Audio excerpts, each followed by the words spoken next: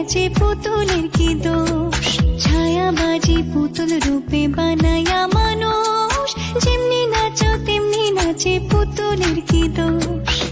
যেমনি